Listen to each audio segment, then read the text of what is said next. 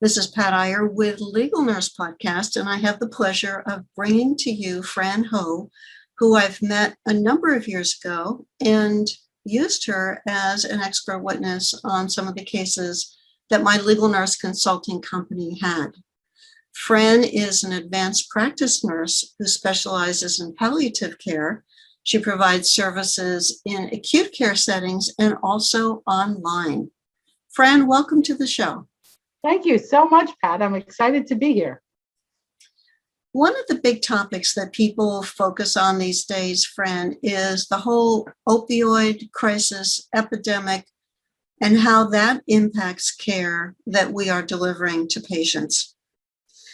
When you are involved in looking at some of the pain management issues that come to your attention, does the issue of getting too much opioids ever come up in your practice? Well, I first want to, just make a quick comment on the opioid epidemic. I mean, we had an opioid epidemic before we had COVID, and now with COVID, the statistics are just even more staggering. That we have more opioid deaths and more opioid overdoses than we did even before. So, COVID has not made it any better and really made it a lot worse. Mm-hmm. I think we see more underdosing than we see overdosing.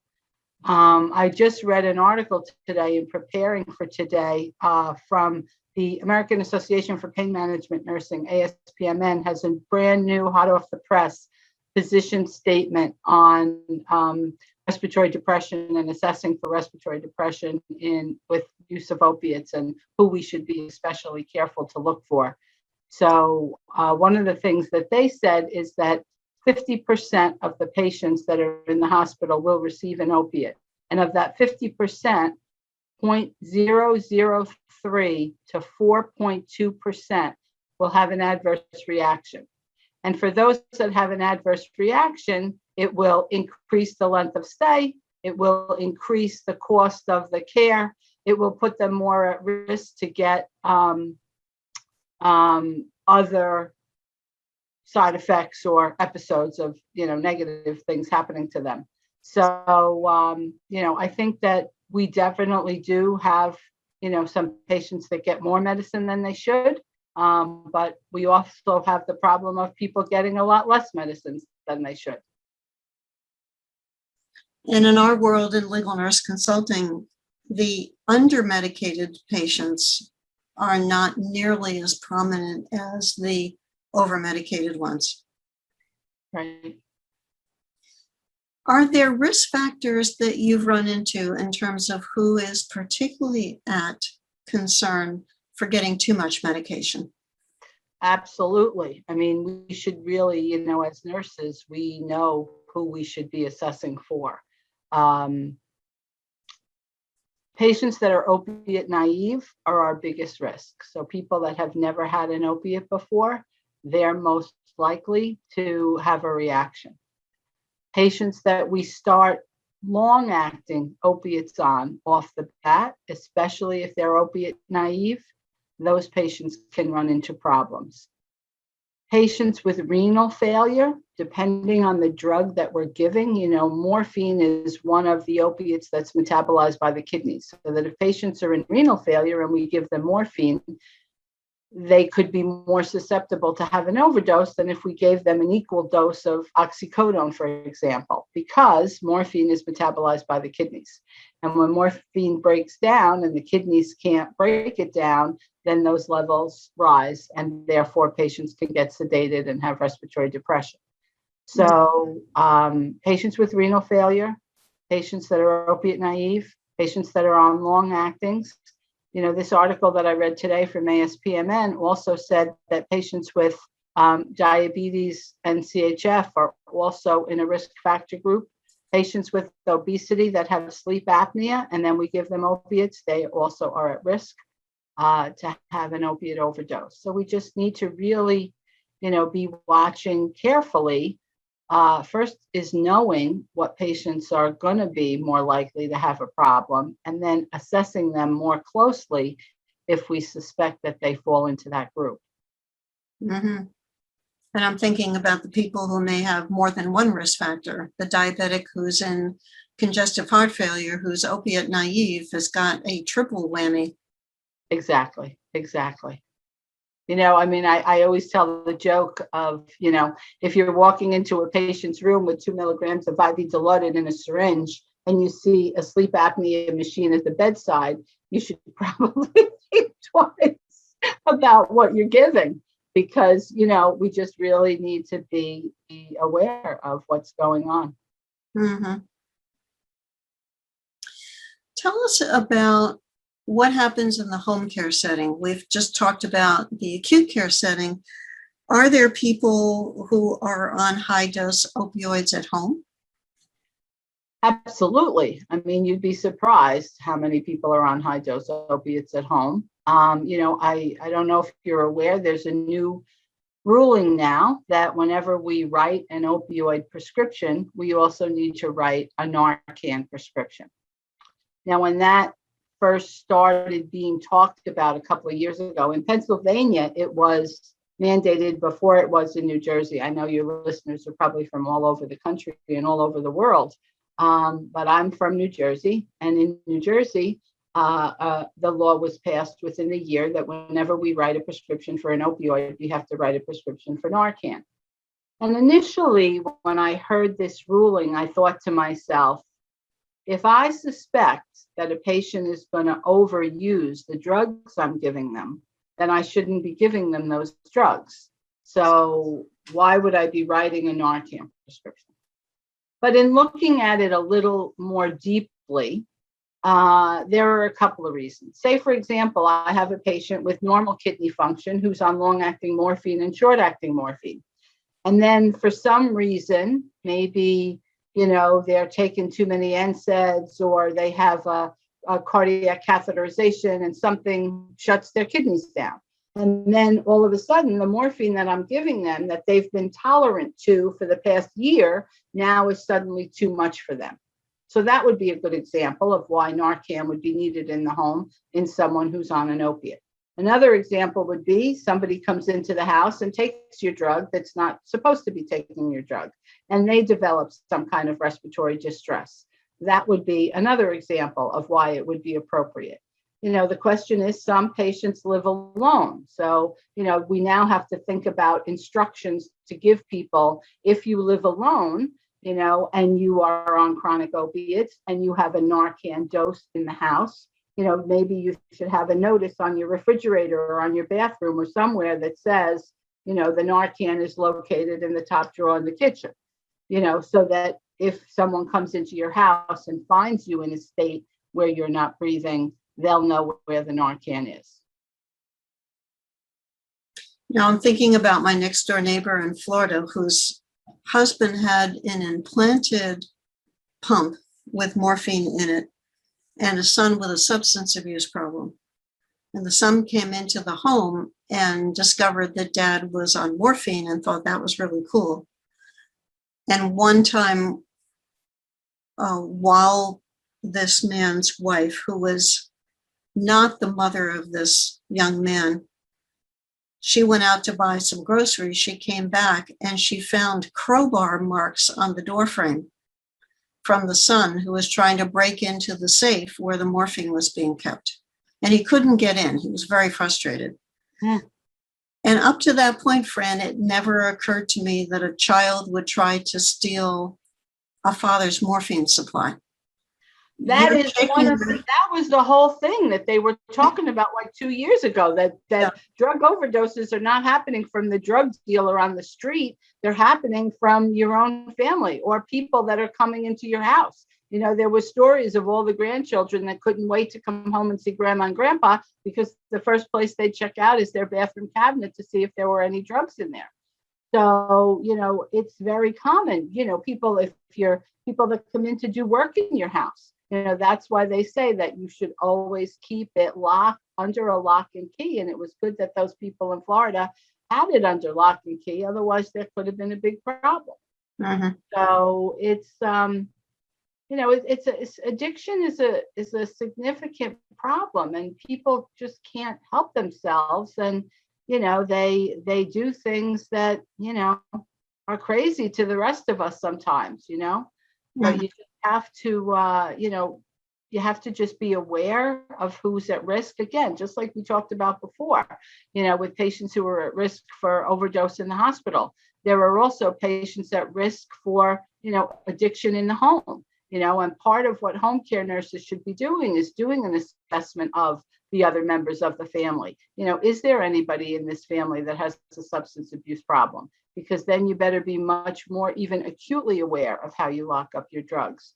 There are several opiate risk addiction tools that people can use, and we should be using them whenever we're prescribing opiates to patients as an outpatient basis, so that we make sure that if there's a risk, we identify it, and that we have somebody to refer them to if they have a history. And that's another big part of the problem. Everybody thinks that if somebody has a drug history or an opiate drug history, a substance use disorder history, that we can't give them pain meds. We can give them pain meds, but we just have to give them a lot more carefully than we would to everybody else. You might not give someone a 30-day supply. You might give them a 5-day supply.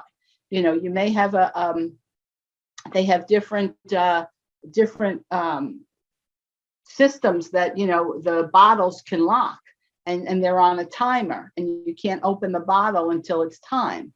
So there's lots of different things out there that we can use to address that, but we definitely should be doing an addiction history on patients that we're prescribing drugs to, and if there is a history, we should be having that addressed in our care plan for them. Mhm. I also think about the signs that I've seen when I went to my doctor's office in Florida that said, we're going to give you a 3-day supply of an opioid. And the underlying text, which didn't say it this way, but just forget about asking for a renewal, because that's all you're going to get, honey. That was the message that I got out of that. How does that legislation affect what you do in terms of helping people with chronic pain? It is getting more and more difficult every single month. I have an outpatient pain practice where I see patients in the office once a month. Small group of people. I've been following many of them for years. They're just people with chronic pain. And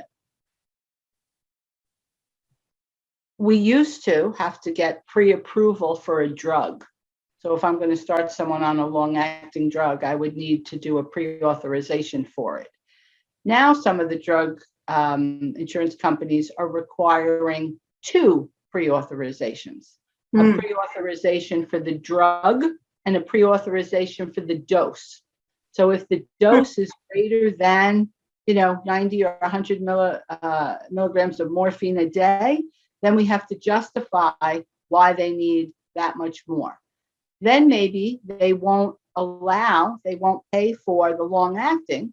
So then I would give the patient more short acting to try to compensate for the long acting that was taken away. And then they say, well, we won't pay for that many pills. We won't pay for 6 pills a day, 180 pills a month of a short acting, because we don't allow that many. But they just took away the long acting. So now I have to make it up somewhere. Mm-hmm. So it's very, very difficult. And the patients feel it too. The patients feel like they're treated like criminals. I sent a patient to a pharmacy the other day, and I had forgotten to put the date on the prescription. And she had been in that office that day and went to the pharmacy, and the pharmacist called me.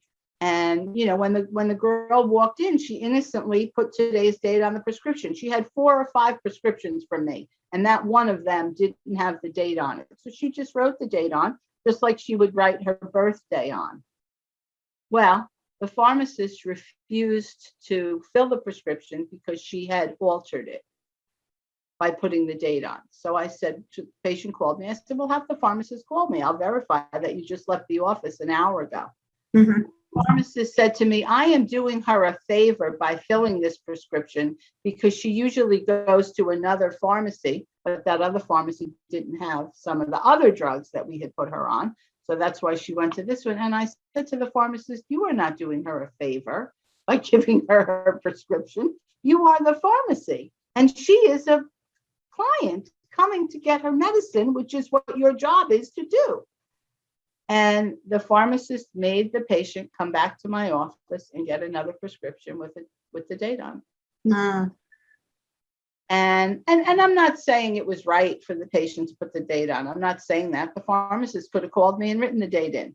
You know, it wasn't such a big deal, but they're making a big deal of everything, you know. And we need to. We have an opioid epidemic. We have people that are misusing, so we need to be careful. I'm not saying we don't, but I'm saying there are also legitimate patients out there that have pain, that need their pain treated and shouldn't be treated like criminals because they're bringing an opioid prescription to the pharmacy. And a lot of my patients feel that way. Mm-hmm. Mm-hmm. Can you give us some insight into the prescription monitoring programs, prescription drug monitoring program, and how that impacts the management of pain? You know, this I think was one of the best things that ever happened. I love the PDMP. I use it daily. It does not take long to use. Everybody should be using it. Everybody. I mean, everybody. I used to work for an anesthesia department. And when we had patients coming in for surgery, you know, it was routine that we would check the patient's PDMP before they came in. You never know what you're going to find there. Mm-hmm. And I want to just say why I love it. I love it for many reasons. I love it because it gives me the name of the provider who provided for them before. So very often, if I have a suspicion about a patient, I just want to double check. I can call the provider that they used to go to and say, you know, the patient's coming to me now. Have you had any problems with urine drug screens clean? You know, what were your, you know, what was going on with, you know, with this patient? So that's a good thing. It allows me to see when the last time the prescription was filled. Mm-hmm. You know, I mean, it's crazy what people do. I had a patient in long-term care once. I was working in the nursing homes, and a patient was going home and needed a prescription to go home on the medicine she had been getting here in the nursing home. She'd been in the nursing home for probably 2.5 months. So my partner usually covered that nursing home. So it was a patient I didn't know. So I went in to give the patient her discharge meds, and I looked her up in the PMP just because I wanted to see what was she on at home 2 months ago and what were we giving her now, and was there that much of a difference? Well, sure enough, when I looked up the PMP, I found out that a month's worth of prescriptions were filled 5 days ago. The same two prescriptions that I was going to be sending this patient home on. Right. So I went into the room. So first I called. Now I knew who the doctor was who prescribed them. So I called the doctor. I'm like, did you write a prescription for Mrs. Jones, who you haven't seen in 2 months, who's been in the nursing home for her prescriptions this week? And he said, oh, yes, her daughter came in and said she needed them. So then I called the pharmacy, because now we also know who the pharmacy is. And I said, did you dispense these prescriptions to, you know, this patient's daughter? They said, yes, we did. She comes every month for her mother's prescriptions. So I walked into the patient's room and I said, you do not need a prescription for me. I said, your daughter already picked up your prescriptions. Now, perhaps the daughter was worried that her mother wouldn't get her scripts when she left the nursing home and just wanted to make sure she got them. Why that was not communicated to the patient and to me, I don't know. But if I had not checked, she would now have gotten, you know, a second prescription for those meds. You know, and she probably wouldn't have been able to fill them at that time, but she may have fallen in a window that she could have gotten them in another 30 days or 28 days using my prescription, you know. So it's the PMP is an excellent source of information. We can use it we can also look at trends. You know, I'm always about trending. Are we using more or are we using less? So you can look back over a year or 2 years and you can see, you know, how much have they been increasing or have they been on the same dose the whole time? The other thing is now we can look at different states, you know. So, it's always a nice idea to just peek in your surrounding states just to make sure that they're not going anywhere else. The other thing it tells you is how they paid for it. Sometimes patients will pay cash because they think that it won't be tracked. They think if they pay cash and don't put it through their insurance, that their insurance won't know. But that's not true because now we have the PMP. The other thing it's good for is you can tell if a patient's lying. So if I go into a room and I'm meeting a patient for the first time, and every time I go into the room, I've already checked the PMP when I'm meeting the person for the first time. So if I say to you, tell me what you take at home for your pain, and they tell me something different than I got on the PMP, then I know, they're not being upfront with me and we need to clear that up right away. So there's just many, many ways we can use the PMP. I think about how I used to go through prescription records and I would find out that the patient was going to Walgreens and getting a prescription filled and going to CVS and getting a prescription filled and going to Rite Aid and getting a prescription filled. And often the physicians involved, usually there was more than one, wasn't aware that anyone else was prescribing for that patient. Mm-hmm. Does this get resolved with the system that you're describing? Pretty much, we can track everywhere they're going and where they're getting it from. Mm-hmm. The other thing that is helpful, which is happening more now than ever happened before, is the insurance companies are now sending you letters.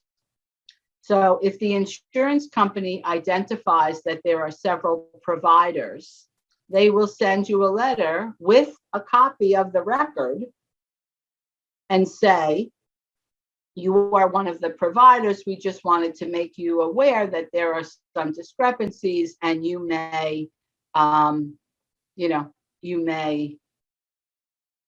to, be aware that there are discrepancies. Now, oftentimes for me, so if I've taken care of a patient in the nursing home and now they go out and their regular provider is taking care of them, I may not be following them anymore. Or the other way around, if they were in a nursing home getting taken care of by Dr. Jones and now they're outpatient and they're coming to me, it may be, it may be totally appropriate.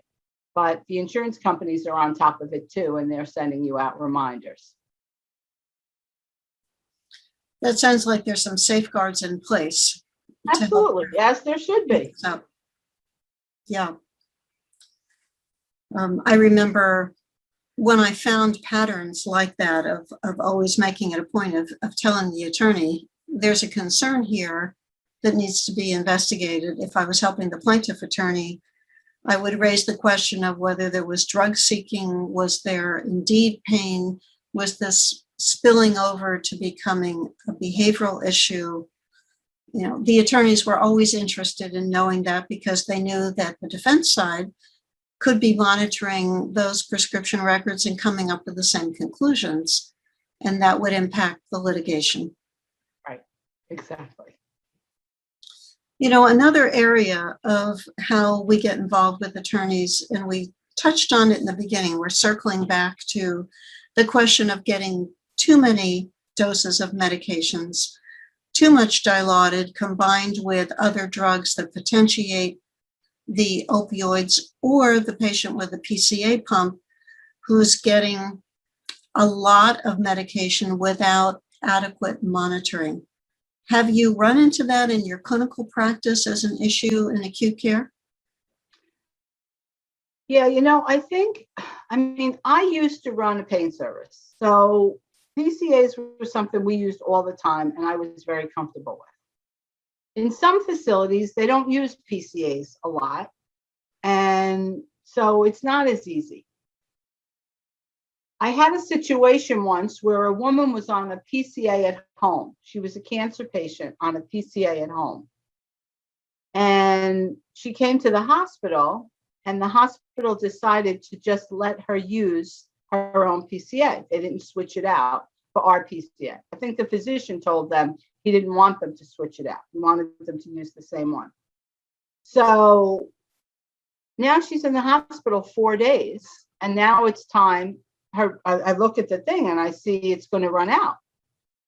So I call her son and say, if you've got another cartridge from home, you have to bring it. Well, then everybody was up in arms because their nurses can't be touching that pump. I said, well, your nurses have been monitoring this pump for 5 days. This pump should never have been allowed to stay here because no one knows how to use it and no one's trained how to use it. And if something happens, you don't have any leg to stand on that your people knew how to work this pump. So I think that's something that you can run into that can happen. The other thing is thinking about the way we deliver drugs via the PCA pump. There are 2 ways you can deliver drugs via PCA pump. There's a basal rate, which is a continuous rate that the patient gets all the time. And then there's a PCA rate where the patient just clicks the button and they get the rate only when they press. And there's a combination of both. So the way I was trained was that you don't ever want to use a basal rate on someone who wasn't on a lot of opiates before. So if I have someone who's on OxyContin or MS-Contin at home, I can convert the amount of drug they were taking at home and replace it with a basal PCA dose. But if they're not opiate tolerant and on a long acting at home, you got to be really careful when you use a basal rate, a continuous dose in what you're giving them, because that could be too much.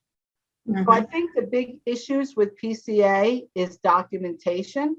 I think that sometimes people forget that PCA is a medication just like any other drug we give.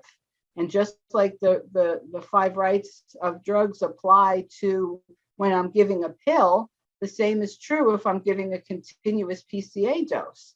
And I still need to be documenting at the end of the shift how much drug that patient used. I still should be looking at it and saying, okay, if the patient pressed 400 times and only got 50 doses, am I underdosing the patient? Or is the patient anxious? Or does he not know how to use the machine? Do I need to educate him, or do I need to give him more medicine? But I think sometimes the PCA is just forgotten as it'll go on its own and there's really not much intervention needed. But PCA is no different than giving pain meds any other way. We need to assess their pain. We need to assess how much drug they're using. We need to assess if they're getting relief from the drug that we're using, and then adjust as needed. And I think that sometimes, because in some places they're not using them so frequently, that may be a little bit overlooked. And it's a potent drug being delivered in a potent way. Exactly. It's one of those, what do you call it? You probably know the words, I don't remember.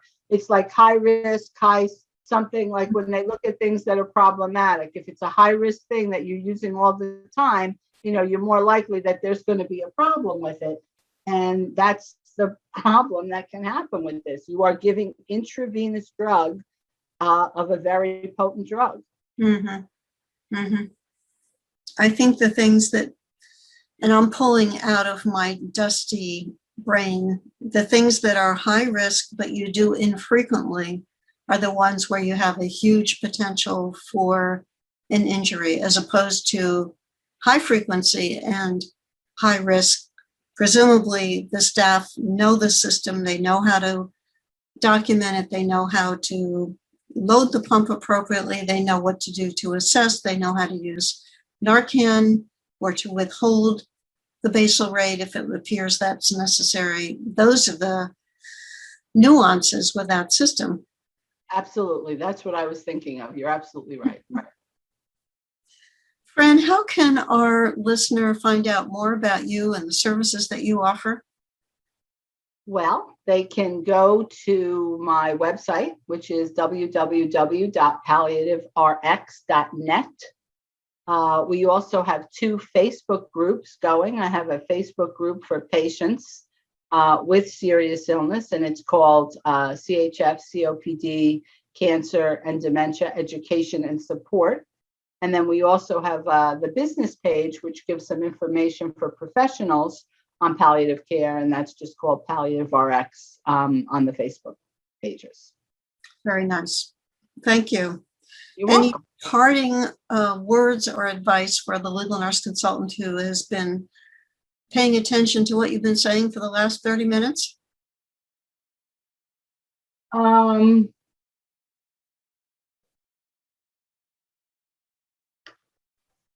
just think that being aware of patients that are underdosed is also important as people that are overdosed.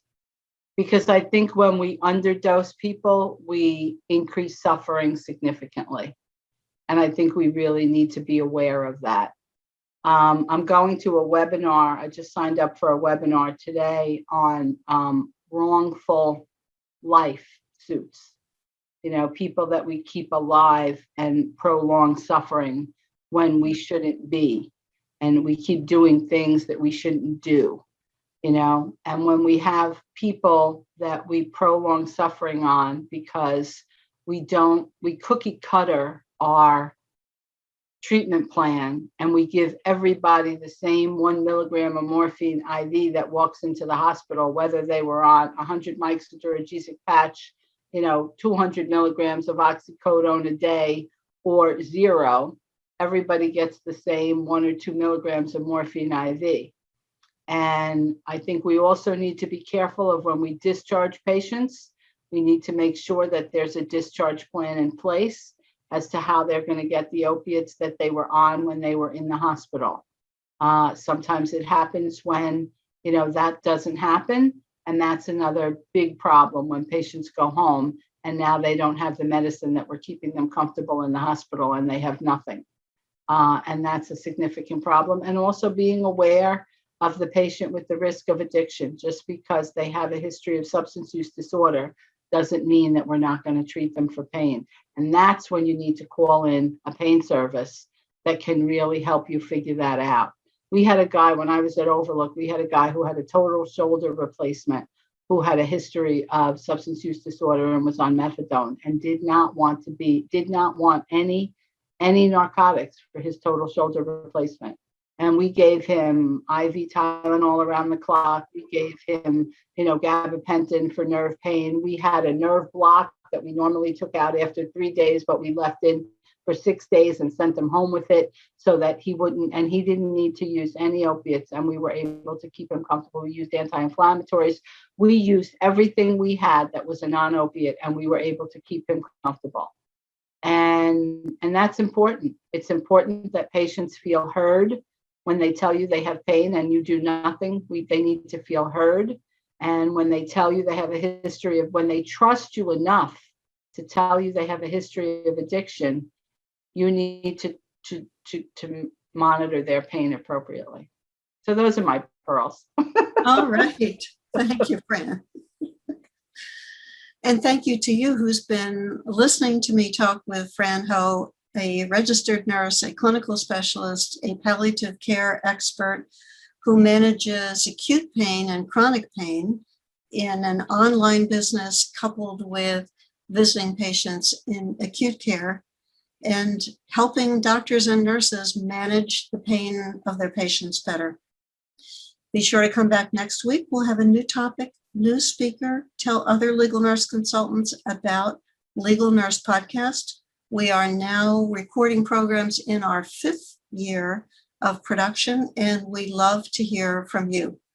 If you have an idea of a topic or a speaker you'd like to have included in the show, please contact me at patiyer@legalnursebusiness.com. Thanks very much. This is Pat Iyer with Legal Nurse Podcast. I have just finished a podcast with Toby Geis. Toby, let's tell our listener or the person watching this on our YouTube channel, what are some of the key things that we covered in your podcast? We talked about my struggle with bulimia for 26 years and how I overcame that. We talked about what are potential root causes beneath eating disorders and addictions in general. And we talked about some strategies on how to heal and what you can do right now. to start to shift this pattern. Thank you, Toby. If you or somebody you know has an eating disorder, you're going to be sure to want to hear Toby or watch her video as she shares the strategies and her own story of overcoming something that kept her in its grip for many, many years. Be sure to get Toby Geis's podcast on Legal Nurse Podcast.